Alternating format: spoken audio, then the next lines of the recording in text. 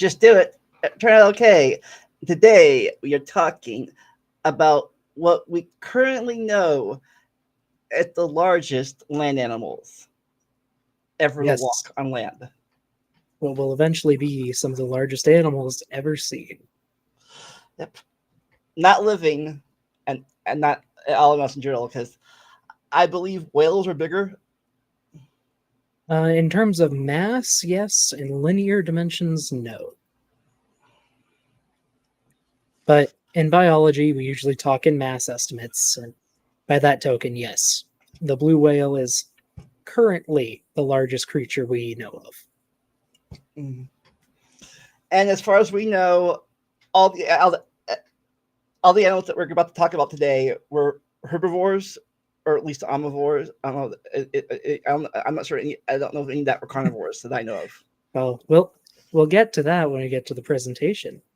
Should we introduce ourselves? It has been a while. I, for those on his audience watching this, I am Deli998.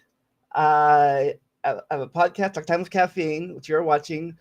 I sometimes do gaming videos, which I need to edit, which I would have more if I got around and stopped being lazy and editing them. But I I interview people, talk about science, history, anime, movies, and whatever else you want to see.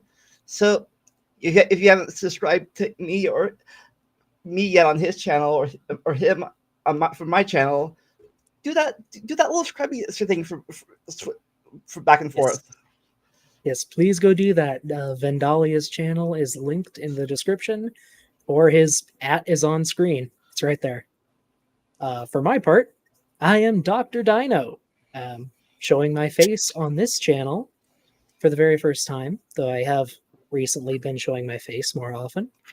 For the record, I am not an actual doctor. I am... Or an actual dino. Well, I mean, that's a little uncertain. I could be highly evolved. Anyway, I'm an early career paleontologist, currently finishing up some field work out in Wyoming. And it's been going really well. Found a ton of fossils. I'll be talking about my adventures later in my 500 subscriber celebration stream that I'll be doing after this. Nice. And since coming out here, I've lost like 20 pounds. Turns out hiking is hard work. So yeah, I'm happy. Nice. So the GoFundMe or whatever worked out great, and you're using the money now for yes, educational purposes. We raised over $3,000 for the expedition itself, and for extra money at the end to donate. We should currently have about 1,000 right now to donate at the very end, which will go to a local museum here in the town of Grable, Wyoming. We'll probably get to it more on your stream, but one quick question. Have you found any new dinosaurs named after yourself? I haven't found anything I can name yet.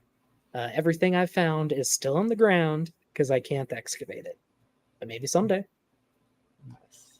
And a shout out to my wonderful field assistant, Grayson, who is here almost every day and helped me a ton.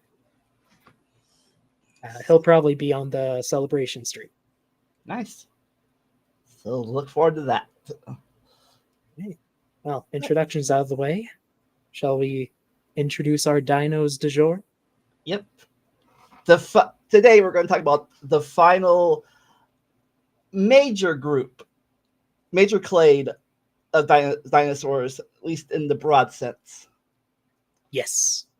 Today we are talking about the sauropods, or as the larger group is known, sauropodomorphs. I can't talk. Sauropodomorpha. Anyway, there are 3 main divisions within dinosaurs. We've already gone over 2. We've gone over the ornithischians, which are most of the herbivorous dinosaurs you know of. Think like Triceratops, Ankylosaurus, Stegosaurus, Parasaurolophus. And we've gone over the theropods too. which are like T-Rex and Allosaurus. And we saw some of the earliest members of both of their groups in our last episode. This one, So, you're tackling the last major group, the sauropods. so as far as we know, this group is more closely related to the theropods than either are to the Ornithians. That's the current consensus. Unfortunately, we don't have any DNA from sauropods to test, which would cinch the issue, but at least based on their anatomy and how similar they seem to have been at the very beginning of the age of dinosaurs, they are probably each other's closest relatives, not living relatives. Stupid DNA not lasting millions and millions of years. Yeah, it's unfortunate. As with our other groups, we will only be following these guys into the late Middle Jurassic, which might sound a bit confusing. So number-wise, we're going to go up to about 165 million years ago. So still quite a bit of time, but we're going to stop just before they really explode. Right. For a future episode. Yes. Right. We should be good to go to the next page. Okay. And just a quick outline. This right here is a family tree of sauropods. This tree comes from a paper that is linked in the presentation that we're going through. And the link to that is in the description of this stream on my channel and on Vendalia's channel. So you can follow through. Yes, you can walk along with us if you want.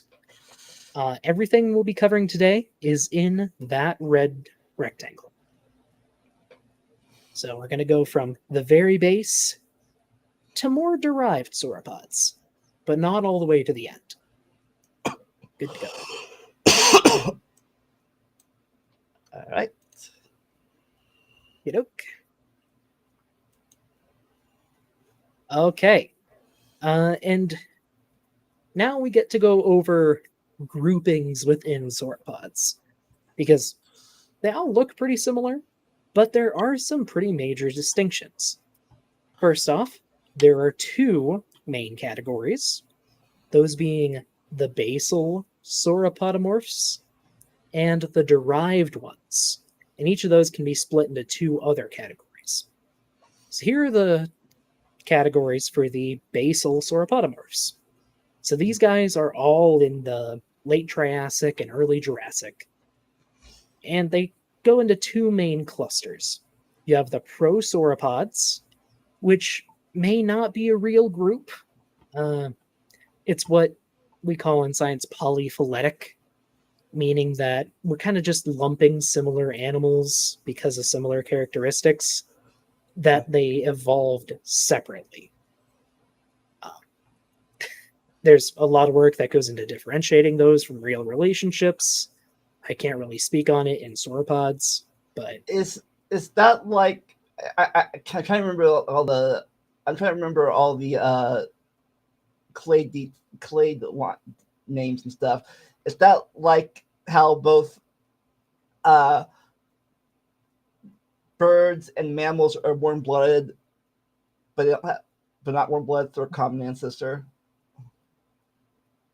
Those are independently derived characteristics, yes. Maybe it'd be like calling crocodilians lizards, right? Kinda, because they're not actual lizards. Lizards are a completely separate category of reptile. Yeah. But they look similar enough on the surface that you just call an alligator a big lizard. Yeah, crocodiles are more related to these guys that we're talking about now than they are the lizards. Yes. So I'm not going to... Oh, sorry. My brain had to say this now. Say monophyletic, paraphyletic, and polyphyletic. Is that the three terms? Those are different types of groups, yeah.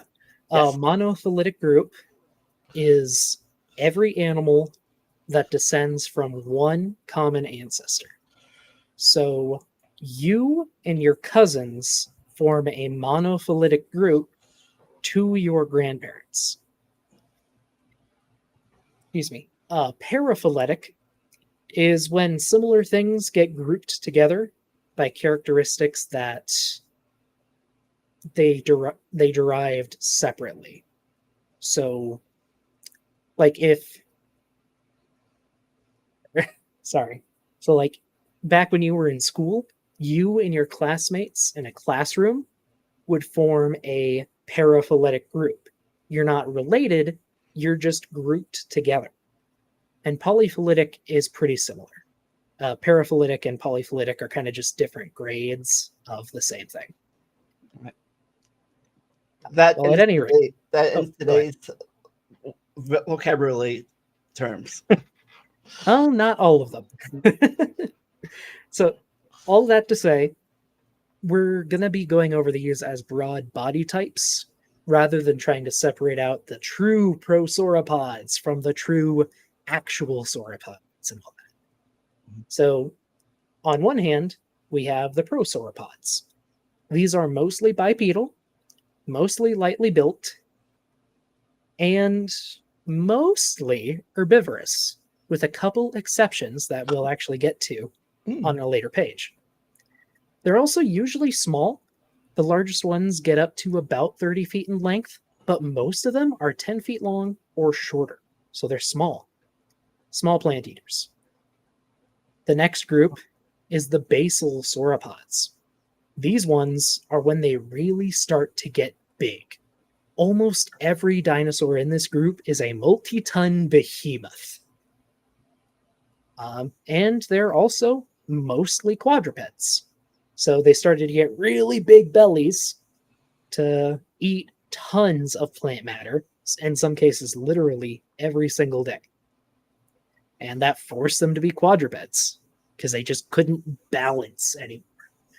Some may have been able to rear up on their hind legs still, but not all of them. But at least as far as I've seen an artist rendering of them, their front arms, paws weren't that good for grasping anymore after a while. No. The basal sauropods are when we start to see a lot of characteristics for bearing weight. Because again, these guys were heavy. They were slower. So prosauropods were lightly built and they could run and they had usable arms. Basal sauropods are stockier, larger, and slower. And we'll get into this a bit later, but their hands start doing some really weird things. And we should be good to continue. Yeah, it's not weird, but like front. Oh, it's weird. It's very weird. They went from front paws to walking on to grasping things back to walking on them again. They get crazy, but we'll get into that later. The second main category of sauropodomorphs are the eusauropods. So these are advanced sauropods. These are when we start seeing some characteristics that carry through all the way to the end. So first we have our basal eusauropods. These are all quadrupedal. They're usually high browsers, so they're like eating at the tops of trees. And all of them have these huge guts for digesting hundreds of pounds of plant matter every day. So they have massive fermentation chambers in their stomach. And they're also when we start to really get a ton of size adaptations. So their arms, they keep doing what we were already saying with the basal sauropods. And they just get bigger, they get heavier.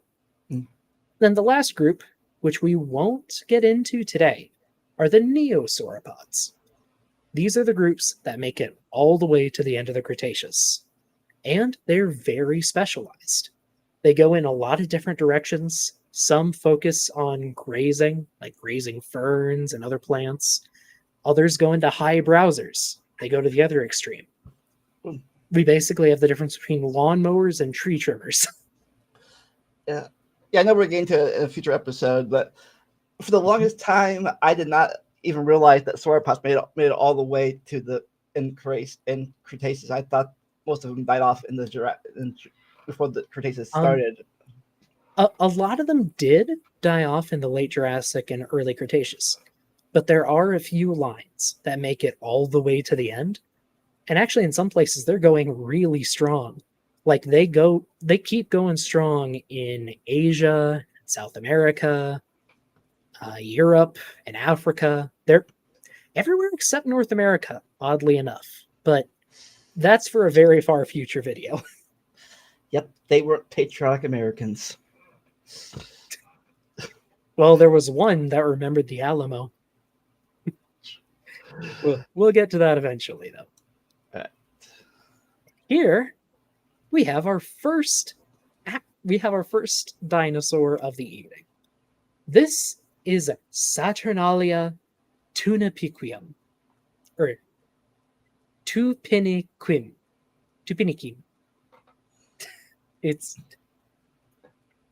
It basically means Saturnalia, the Roman festival from Brazil, because it was discovered during Carnival, which I think is actually kind of cool. So you could also read it as the celebration of Brazil or something like that, the festival of Brazil.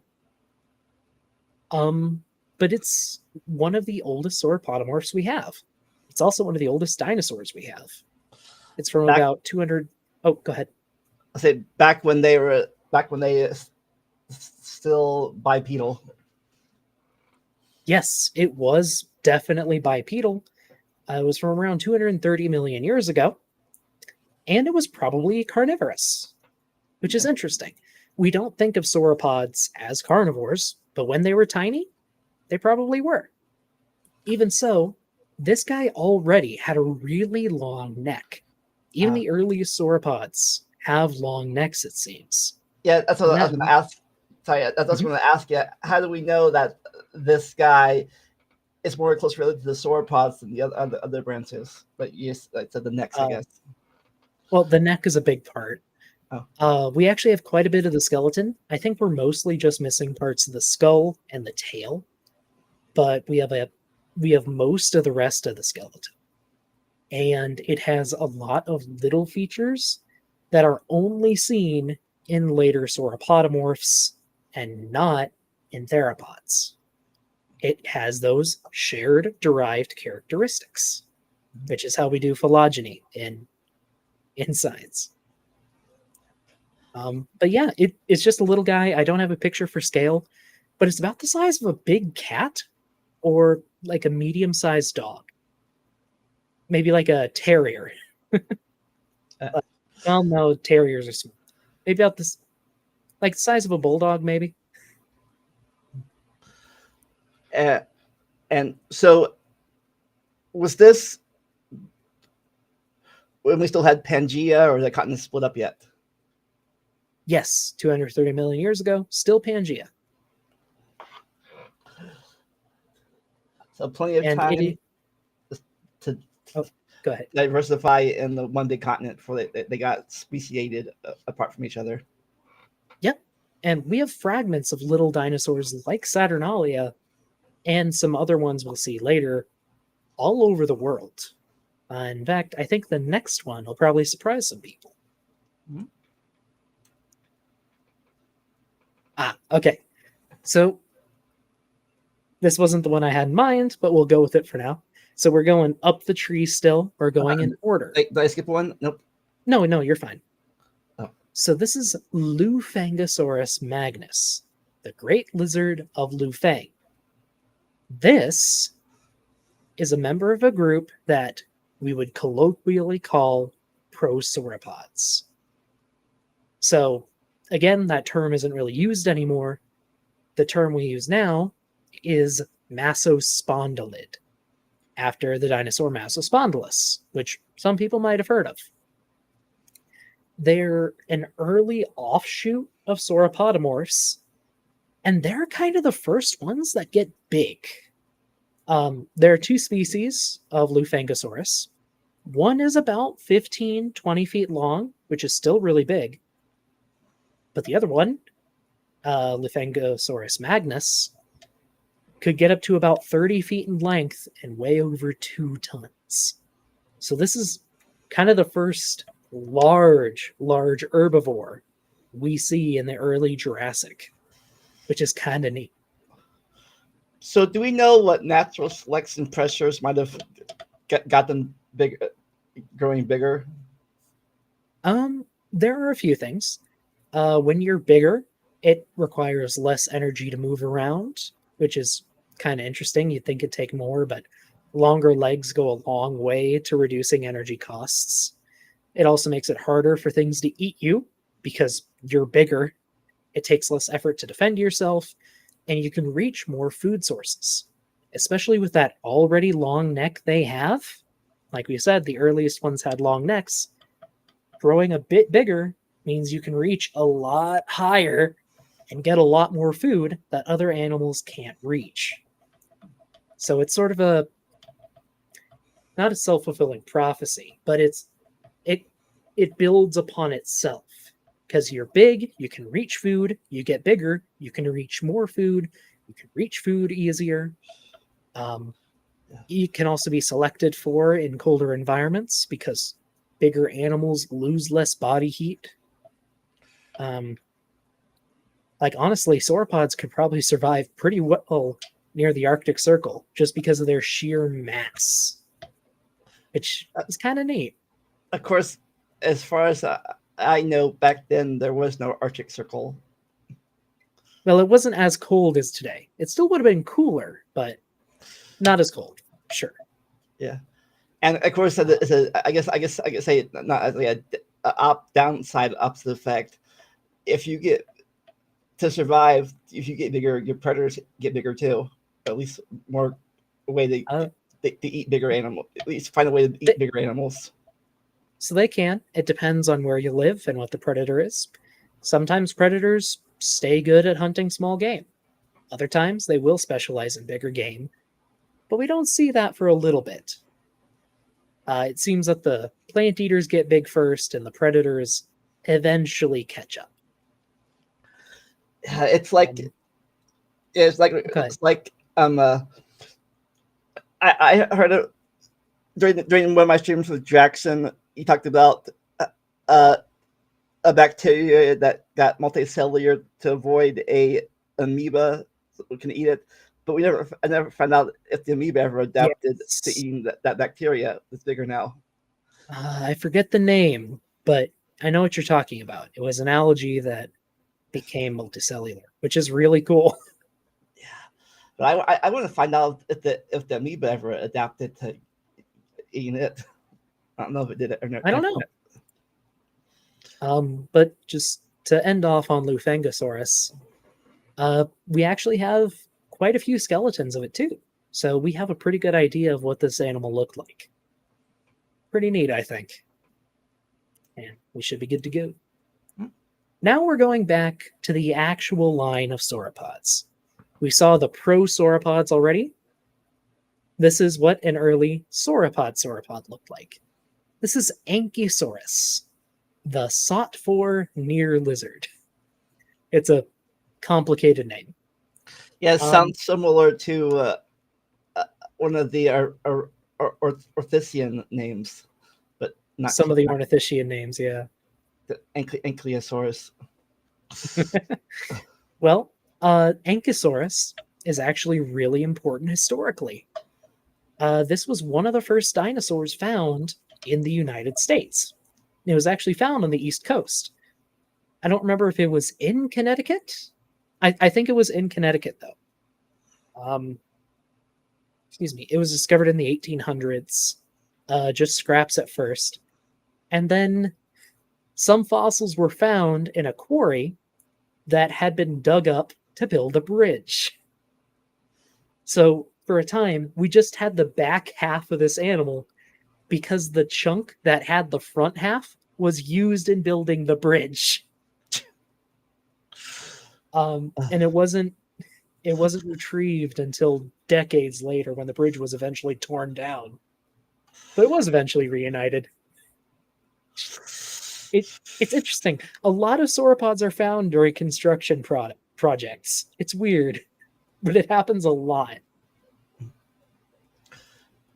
So, was there any sauropods where you're digging, or Lots, tons of them. I'm actually looking for a sauropod, which we might have found, but I'll save talking about that for my stream later. So little advertising, I guess. Anyway, Ankylosaurus here is also kind of small. It's not a giant yet. It's not a massospondylid prosauropod. It's a mainline sauropod, and it's about the size of a large dog this time. So it's bigger than Saturnalia. still still going the bipedal route of it? Yes, still bipedal. Still has these big hands with big claws, which it probably used to defend itself. But it does seem to be on the main sauropod line, which is interesting. And do we know if it had gone fully herbivore yet, or still going on the meat side? It appears to have been fully herbivorous. And now that it's herbivorous, things are going to start getting big.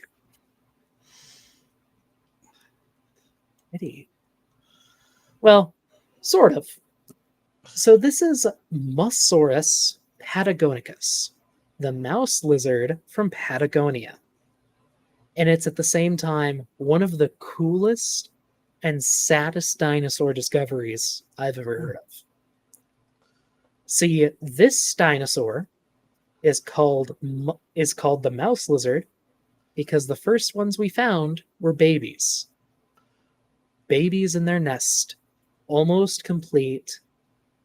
There's one right there in a picture. And yeah, they're tiny. So that there's a baby and its parents right next to each other, for comparison. I don't know if the parents were found at that site, but we have found adults since, so we know what they looked like and how big they were. They were kind of average size for a sauropodomorph of their time, 15 to 20 feet long. But thanks to them, we know what the babies looked like for basically this whole group. And interestingly, the babies appear to have been quadrupeds, while the adults were bipeds. It's kind of interesting. Of course, even the adults, it looks like they're trying to lean more forward, at least in this picture, than other ones are. They look like it, but that's just kind of how a lot of prosauropods stood. Because they had really long tails and really big bellies, so they were mostly low to the ground. And eventually they just decided to go all the way and go on all fours. So the front legs here, arms, hands, whatever might still be of some use at this point. Yes, at least in the adults, they would have been in some use. So the big thing is, until sauropods figured out a way to get on all fours, which is kind of personalizing it a bit, they weren't actively trying to evolve, but until they figured out how to go on all fours as adults, they were forced to be bipeds, and that limited how big they could be, because you can only support so much weight on your hind legs while still having a huge gut. Because, no matter what, they have to be heavy, because they're herbivores, and herbivores are generally heavy because they need a lot of digestion. But the babies were small enough that they didn't really need to have any adaptations for being quadrupeds. In fact, it's likely that if they had to run, they could have just run on their hind legs, even as babies. Do we know what their diet was? They were herbivores. Well, I know that. I mean, was it like grass type stuff? If grass was around yet, more leafy type stuff. So grass wasn't around yet.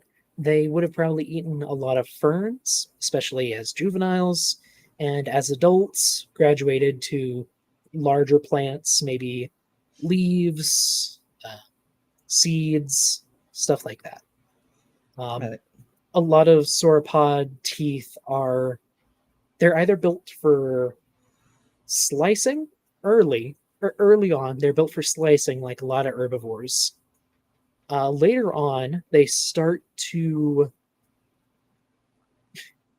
become more peg-like. The teeth do, because they're raking leaves off of tree branches. Like, that's how they specialize. That's why a lot of them are still high browsers, because they can just put a branch in their mouth and strip off all the leaves. But I think for Mosasaurus, it still had those slicing teeth, so it was chomping leaves and ferns. Is that similar to what giraffes do? Yes, it is. Similar to giraffes, or next Christmas, if you have a real tree, you can do it yourself. You can just slowly strip it off with your fingers. But probably shouldn't eat it. Yeah, you shouldn't eat it. That's a lot of tannin. It's also really tough. Should be good for the next one, though. Yes, Caden is right here. So grass evolved kind of late during the age of dinosaurs. I think we have records of it from the Middle Cretaceous now. So nearing 100 million years ago, maybe a bit older than that. Not when Mosasaurus lived, though. Mosasaurus is about, I think it's 170 to 180 million years ago. Okay. And here we have our first actual sauropod. This is Volcanodon. Volcanodon caribensis, the volcano tooth from Kariba Lake. This Where's is that our at? first. It's in Zimbabwe. Okay. Volcanodon is our first quadruped of the video. Mm-hmm. Now, it could have maybe reared up on its hind legs if it needed to, but it would have been at least a facultative biped, meaning it spent most of its time on all fours and could sometimes rear up on its hind legs. It had a really big belly. We have some of its ribs. We don't have the entire skeleton. You almost never find that for a dinosaur, but we have what we need to know that this thing was a quadruped. It had a big belly, and it had a long neck and tail. It's a sauropod. And just go ahead. So they're I can't talk. So they're no longer morphs. They're full. They dropped the morph now. Yes, it's not a sauropodomorph. It is a sauropod. And again, it's from Zimbabwe. It's from Africa. This was, I believe, just when the North Atlantic started to split, but South America and Africa were still connected at this time. So you still had all of these dinosaurs moving all over the world. They weren't all split up yet. So nothing. Right. You all right? Yeah.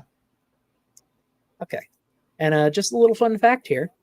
Volcanodon's fossils were first discovered on an island floating in the middle of the largest artificial lake in the world, at least at the time.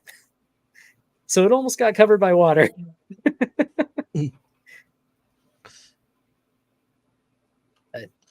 Yeah, we have it now. And from this point on, sauropods get big quick, and they don't stop.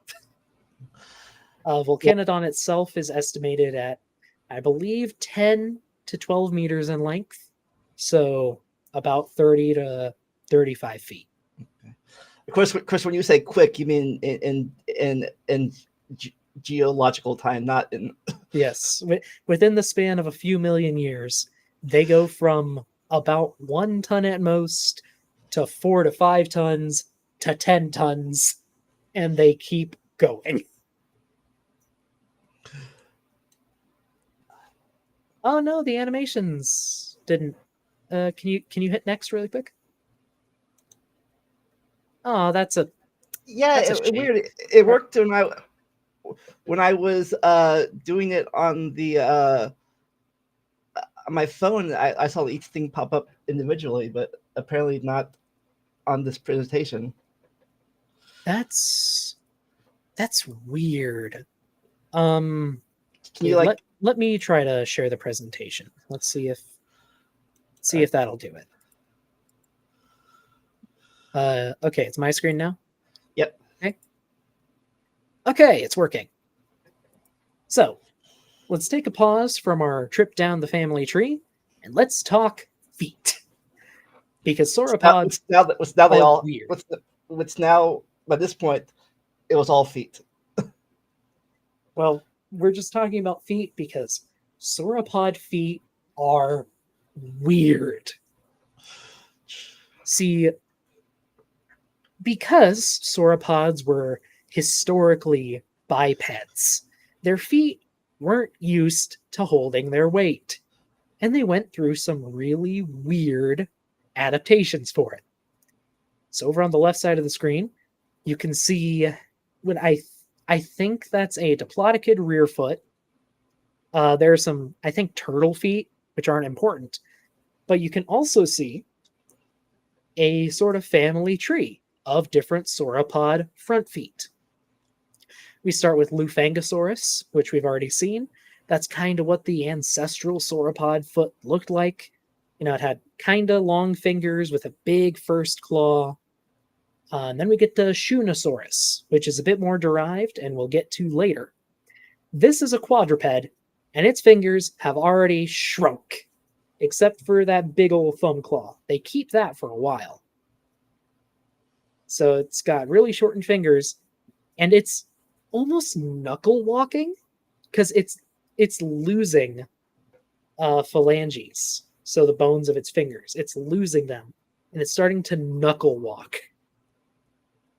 And then that keeps getting weirder with stuff like Apatosaurus and Camarasaurus, where their fingers are just kind of pushed out to the front, and most of their weight is going on their metacarpals. It's like they're walking on their fists. And from there, they just get bunched up really tight into this weird horseshoe shape just for bearing weight. This is actually a model of Camarasaurus feet. So in image 1, the thing to the left is its front feet. The thing to the right is its hind feet. Actually, I think I got those backwards. Sorry. In image 2, the one on the left is its hind feet, and the one on the right is its front feet. They get so weird. The rear feet twist and spread out like a pancake to try and spread out some of that weight. And the front feet do the opposite. They shrink up and just become pillars to punch the ground every time they walk. Until you get to the end with sauropods, which we'll get to eventually. They don't even have fingers anymore. There are no finger bones there. They're just walking on a fist on their metacarpals. They are punching the ground with every step. It's bizarre. And yeah, that's sauropod feet. That's my rant. Thank you for coming to my TED Talk. Nice. So I know you're going to talk about this in this. I don't know if you're going to talk about it in this presentation. I don't check, but I noticed the hollowness of their bones, and that helped them get bigger. So some bones are hollow and some aren't. The limb bones are actually pretty much solid. They get that way really quick, just because they need as much there as they can to, help hold them up. But their vertebrae get hollow, and I think so do their ribs, which is weird. Yeah. I was just wondering what made let them get bigger than land mammal steak can get? So part of it is just that the hollow bones did help a little bit. I think the main thing that probably helped them, and there are actual studies on this, I'm just kind of repeating what they say here, or at least some of them say. There are some differing opinions. Dinosaurs and mammals breathe differently, or at least Saurischian dinosaurs and mammals breathe differently. With mammals, there's a muscle in your belly called the diaphragm. It shrinks down to pull your lungs down, and that draws air in. And then it squeezes up to push the air out. And that's how you breathe. It pumps up and down, up and down. With Saurischian dinosaurs, so sauropods and theropods, their lungs go into their bones. They have what we call a flow-through lung system. So there's a lot of open pockets in their body. They have kind of like just a bunch of mini lungs scattered all throughout their torso, going into their vertebrae, into their ribs. In theropods, it goes into their limb bones too. Just it infiltrates everywhere. And everywhere those air pockets are, they can absorb oxygen. And that lets Saurischian dinosaurs absorb almost all of the oxygen that they breathe in. Compare that to a mammal. With every breath you take, in a normal breath, unless you hold it in for a really long time, you're only going to absorb, I think it's 10 to 15% of the oxygen you breathe in. They get almost 100%. So they are way more efficient. That means that they can feed more tissue because they're absorbing more. All they have to worry about is bearing the weight. Whereas with large mammals, there is actually an issue with getting the oxygen everywhere it needs to go. And also, of course, they have to use some of that space to bear their kids. The dinosaurs didn't have that problem. Yes, even the biggest dinosaurs laid. I think the largest eggs are still only about the size of a softball. Like they're not big, and they could like some sauropods would lay dozens in a single clutch, but compared to the size of the animal, that's nothing. Yeah, there's a lot of reasons that mammals have a severe limit on size. At least on land, whales are different. Whales are really weird. Sauropods do things differently, and they get huge. Cheating because they have no mass in the water, or whatever that word is. They don't have to worry about bearing. They don't have to worry about bearing weight, and that allows their skeletal and it allows their body systems to change a lot more than they could if they were on land. How does it get explained by irreducible complexity? They don't have to have a flow-through lung. Like, if you shrink an animal down big enough, or small enough, or slow its metabolism enough, some animals can get by with just the air that exchanges passively through their skin. That's actually how hibernating alligators and turtles survive. Their body slows down enough that they can survive on the oxygen that passively goes through the skin on their anus. I'm not kidding. You learned it here today, folks. It's really weird. Anyway, that's the foot tangent. And we go on the foot tangent because we start to see weird feet. So what's on screen right now is a dinosaur called Jobaria tiguidensis, or the Jobar beast from the Tiguidi Hills. So this was discovered in Niger, It lived during the Middle Jurassic, about 160, 170 million years ago. And it's not close to any of the more derived sauropods. It's not a neosauropod yet, but it's the first big sauropod we get to see.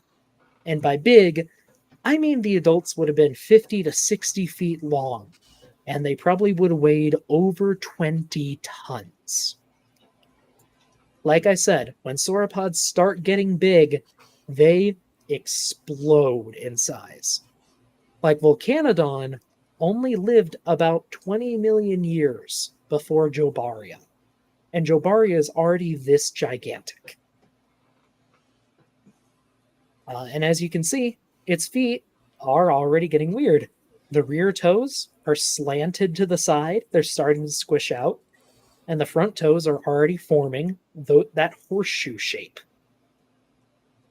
It also has an interesting skull. A lot of later sauropods tend to either have low, long skulls or tall, short skulls. Jobaria has a long, tall skull. It's just kind of interesting. I just remember something that Yeah. they used to teach us way back in the days of the 1980s. I don't know if it was outdated by then, obviously, but I remember cartoons and stuff talking about how they said sauropods had two brains or something, one the head and one the back of the head, one deeper down. Yes. I think we talked about that a little in the Ornithischians with stegosaurs, but we can explain that here. So, all of our viewers, you probably have a spine. And if you have a spine, you have a spinal cord.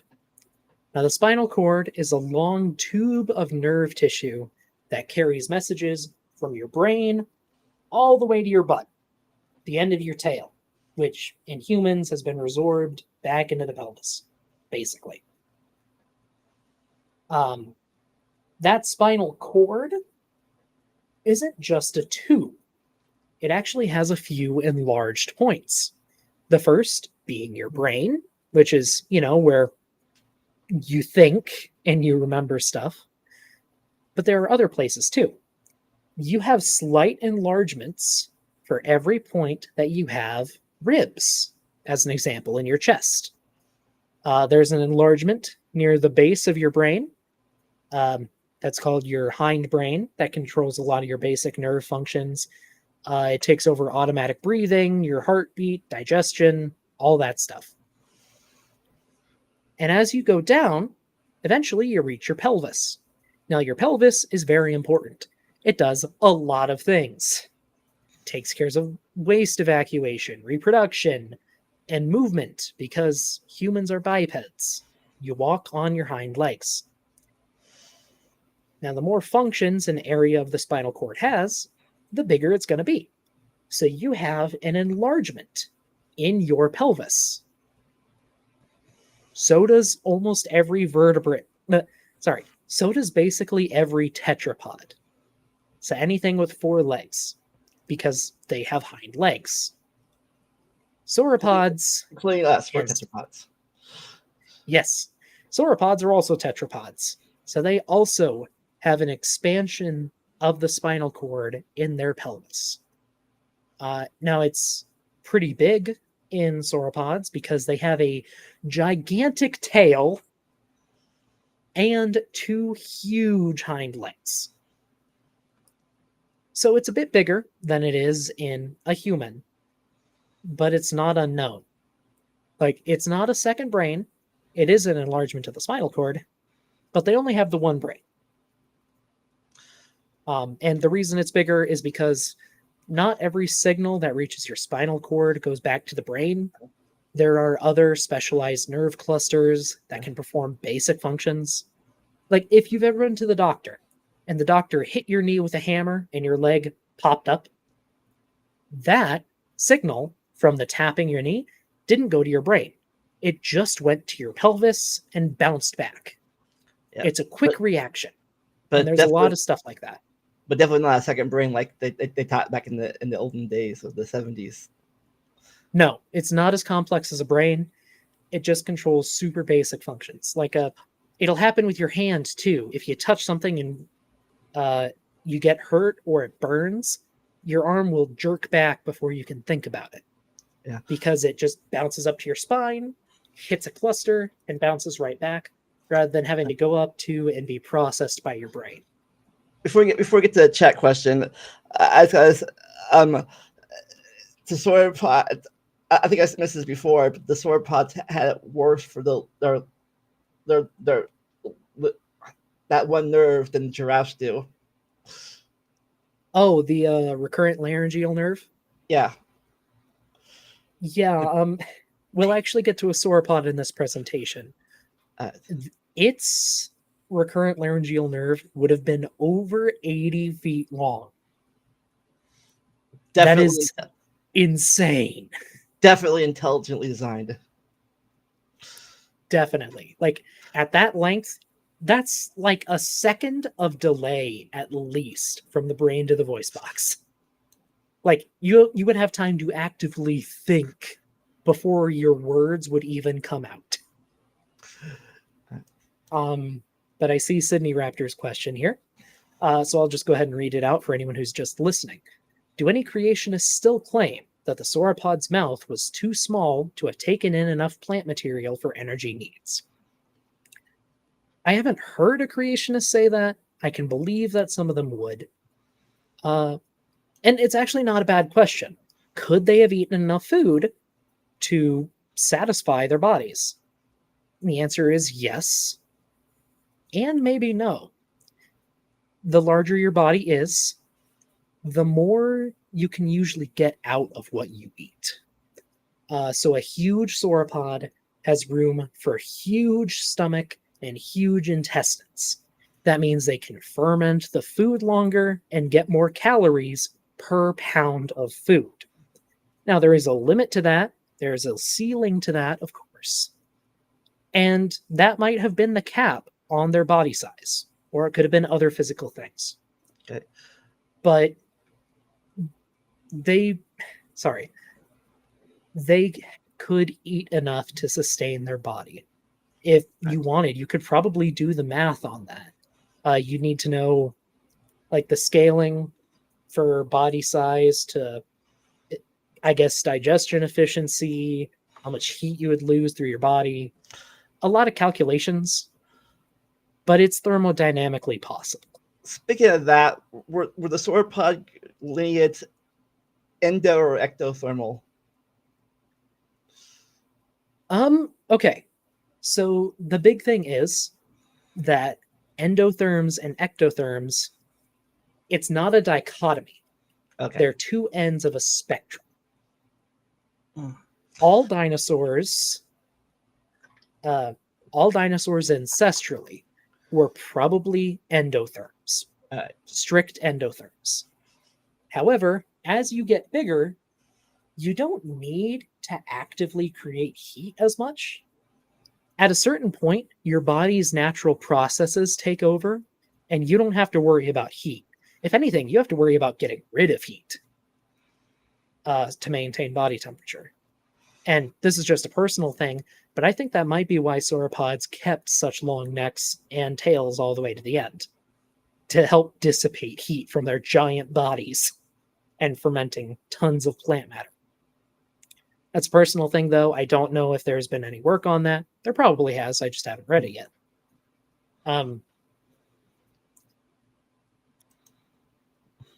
Where were we? Sorry, my brain just like exploded internally and I forgot what we were talking about.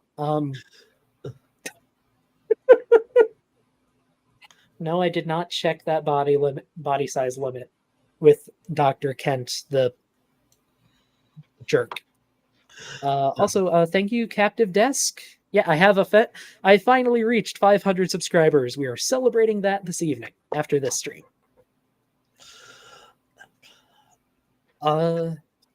See, any other questions about Jobaria, or shall we move on?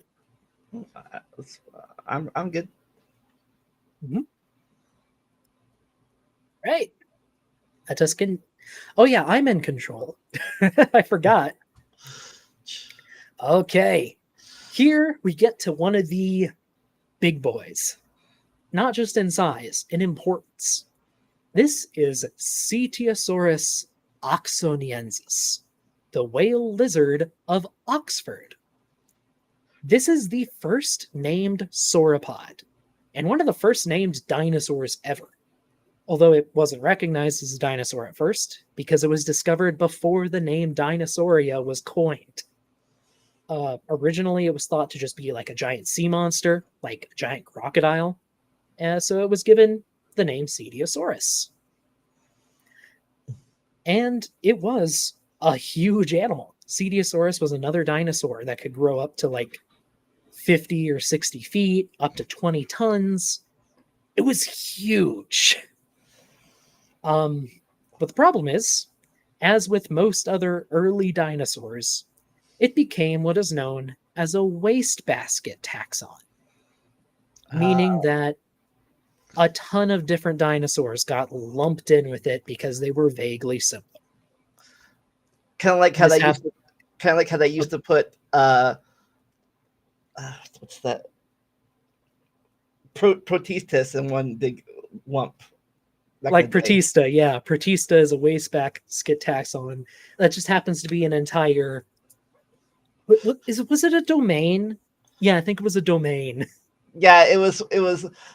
Yeah, I back in the ancient days when I grew up, they had divided into bacteria, protista, fungus, plants, and animals. Yeah, okay, so phylum. It would have been a phylum, but yeah, it was kind of like that, but on a smaller scale. If you found a sauropod in northern Europe, it probably was called a species of Cetiosaurus. At its height, there were 18 species. That's insane by modern standards. But it was common in the 1800s and early 1900s. At this point, there's only one valid species of Cetiosaurus, and it's still one of the largest sauropods we know of from Europe. This would have lived about 165 million years ago, pretty much the same time as Jobaria, just farther north. And yeah, it's really important historically. Like, really important. Interesting question from Eddie McCoy. How accurate are the original Jurassic Park movie dinosaurs? By modern standards, basically everything is outdated. For the time, especially Jurassic Park 1, it was state of the art. Like Steven Spielberg and the other creators of Jurassic Park did as much as they could to make everything as up to date as they could. There are some exceptions, like at the time, the raptors should have had fuzz, if not full feathers, but they didn't have feathers in the movie because of technological limitations. They just couldn't get the feathers to look good. Yeah, what about this? From what I saw, at least I might be wrong, the sauropod ones looked. Oh, the Brachiosaurus? Yeah. The Brachiosaurus is basically perfect, except for a few very tiny details, even today. The only thing is, it's not called Brachiosaurus anymore. It is a near perfect representation of a closely related animal called Giraffatitan. Excuse me, from Africa, which we will probably see the next time we talk about sauropods. Excuse me. But spoilers for the animal it's trying to represent, it's just about perfect. The only thing is you should move the nose holes down to the nose. To the tip of the snout rather than up here on the head. But that was a trope for centuries. Yeah, I think we talked about this before too, but I remember, again, back in the olden days of the 70s and 80s, Your days. where they they said they used them to breathe underwater because they couldn't Yes. because they couldn't they were so massive they couldn't walk on land that well. They said back in the day. Yeah, that was an idea for a time until someone finally decided to do the math on that and realized if they did that, they could not breathe. But that's how things work in science. Sometimes you'll come up with a fun idea and then testing shows it's infeasible. But that's a feature, not a bug. Something I like to say, in science, we want to be proven wrong. You just need to bring the evidence for your claim. If you can support it, we'll believe it. That's how it works. Anyway, that is Cetiosaurus, and it is, again, really important and pretty neat, even if nowadays it's a more basic sauropod. This one is anything but. So this is Shunosaurus Li, or Li's lizard from Sichuan. This is a Chinese sauropod, a rather small one. It lived at about the same time as Cetiosaurus and Jobaria, so 165, 170 million years ago. And it's a good example of just how diverse sauropods could be. Like, we think of them all as long necks, long tails, and fat bellies. But there was a lot of variation in that group. Shunosaurus, for example, had a spiked tail club, like an ankylosaur.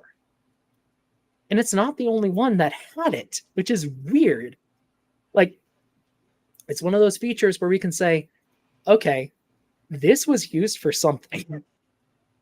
Probably either to, like, for males competing during the breeding season, and or for self-defense, which is kind of neat.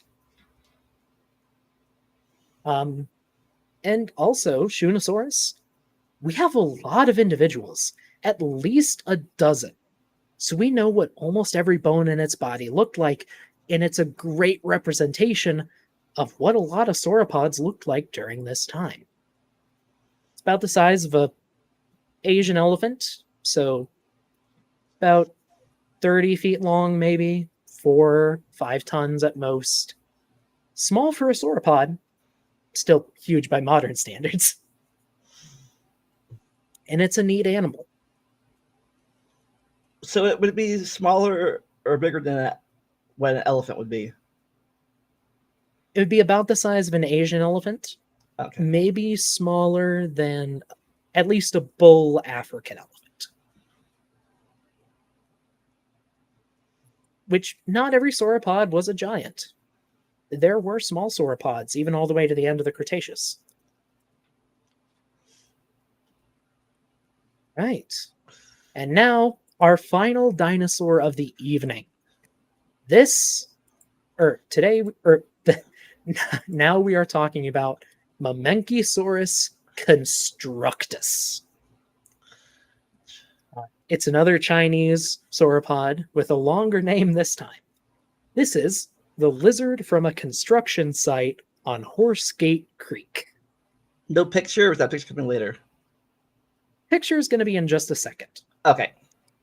Now, before I show the picture, Mamenchisaurus isn't a large animal.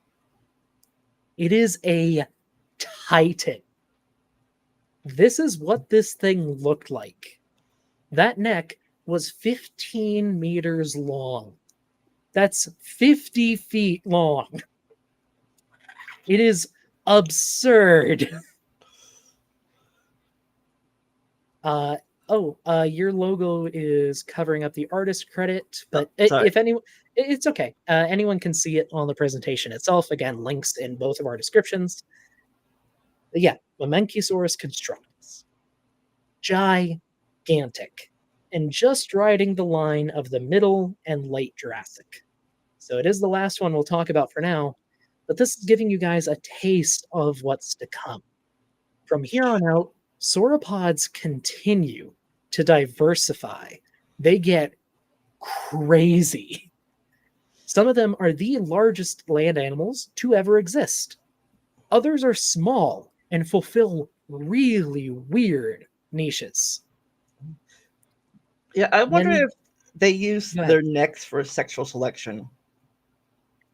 Honestly, Like, probably. At least in some species, I would be surprised if they didn't. Oh, and I'm seeing here, Rana is saying that Mamenchisaurus is like 2/3 neck. Yes, it is. It is. It is absurd. This does not look like it should exist, but it does, and it is really cool. And it's just the first of these insane sauropods. Like in future episodes, we'll see some that tower 6 stories off the ground. We'll see others that could have weighed over 50 tons. We'll see some with tails that were longer than a school bus and a half.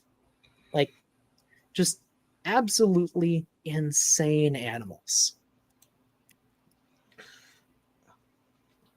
awesome. Uh, Yeah, the next page is next page. If you're looking, it's the sources. You want to check them out yourself. Don't take yes, our word for it. yes. I did not create any of the art shown in this video.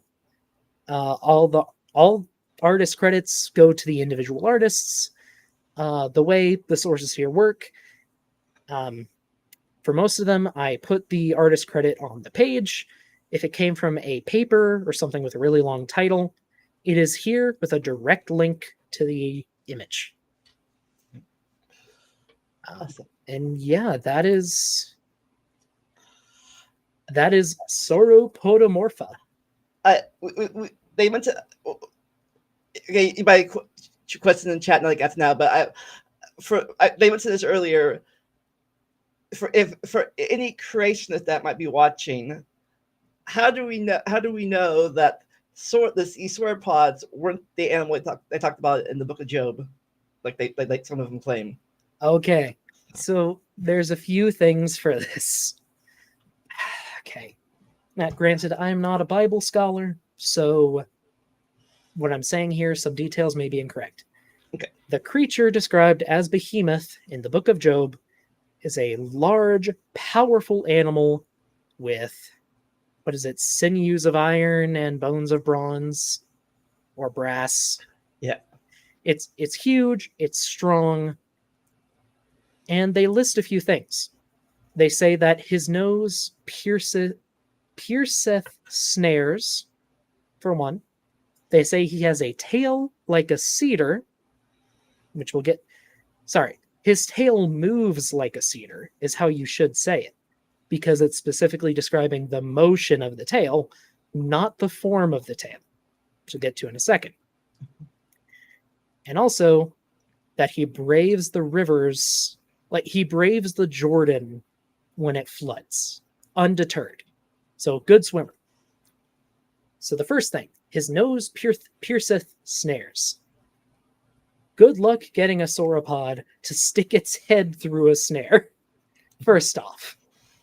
Also, yes, a lot of them don't fit under a 15-foot lotus tree, especially the larger sauropods, which is what God would be telling Job about, if it's truly the greatest of his creations. Second, tail moveth like a cedar. Now again, the important part of this sentence is that it is moving like a cedar. The tail itself is not like a cedar tree. Oh, Now, and also, sorry, one thing. I might be wrong about this, but I think a lot of creationists get confused. At least yes, American they get ones. confused about the type of cedar. Because the redwood cedars in America are totally different from the cedars in the Jordan area, even they were the same size tree. Yep, I was just about to get to that.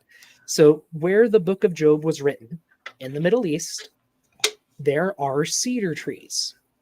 Those cedar trees are not like those found in North America, where a lot of these creationists are, because a lot of them are American. I think it's specifically the Lebanese cedar tree that the book is referring to. The Lebanese cedar is a short, wispy tree that shakes furiously in the wind. They definitely can't drive a car through. No, you couldn't drive a car through it like you could with a redwood. But yeah, it would flick from side to side really quick. Now, when elephants get mad, their tail flicks up. It's like a big warning sign. If you ever see an elephant with its tail raised, walk away carefully, because that thing is ready to destroy whatever is in front of it.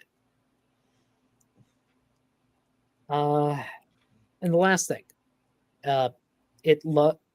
it swims through the Jordan undeterred. Elephants are incredible swimmers.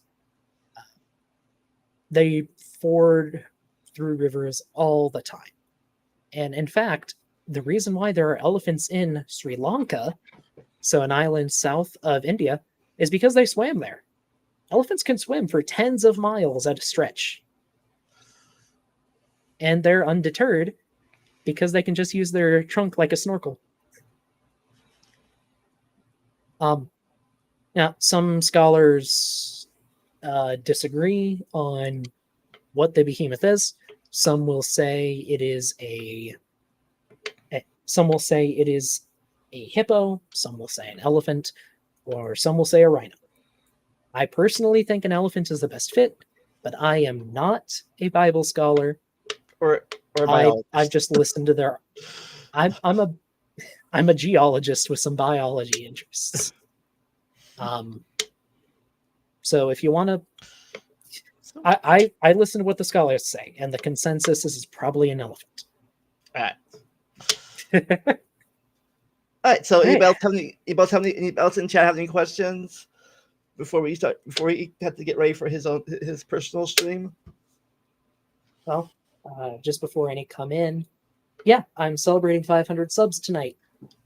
I'm not monetized yet. YouTube seems to take a couple of days to sort that out. But I do still have a method if people want to send super chats, because I have PayPal, Venmo, and CashApp, and you can send money on those and send a message. And unlike with YouTube super chats, it's not limited by how much you donate. Nice. Which I think is a plus. The links for both his and my Venmo and PayPal are in the description below. I also have a merch store. Anybody wants to buy it? Anybody wants to wear a Talking Time Caffeine T-shirt or drinking from a mug with the logo on it? Hey, it's there if you want to buy as a present or for yourself. And as always, just for both our channels, just a like and subscribe, and that little bell thing helps a lot. Oh, and comment too. Comments help. Yes. With the almighty algorithm. Right. I think I got all my stuff out of the way. No more questions from the chat, so should be good to close it out. You get any more questions after this? Put them in the comment sections, and we'll get to them as soon as we can. For me, coming up either this Wednesday or next Wednesday on my channel, we'll be talking about the Universal monster movies with a possible. Sorry. Oh, sorry. You finish. With a possible guest, a daughter or son of one of the Dracula, like that. I forget how she's related, but I think she's the daughter of Dracula. Oh, that's cool. Right. I was gonna say, I am finishing an expedition in Wyoming, and I am starting production on a documentary about it. It's going to take some time because I want to be thorough. I want it to be well put together. If you want to help me make the documentary, a like, subscribe, a comment, anything helps. If you donate any money, that means I have to work less hours and I can devote more time to creating the actual documentary. Nice. All right. So Y'all, that's my spiel. But y'all have 45 minutes to do what you want to do before the stream starts. So get your phone out of the way. It'll be fun. Never stop learning and enjoy the randomness. I'll see you next time.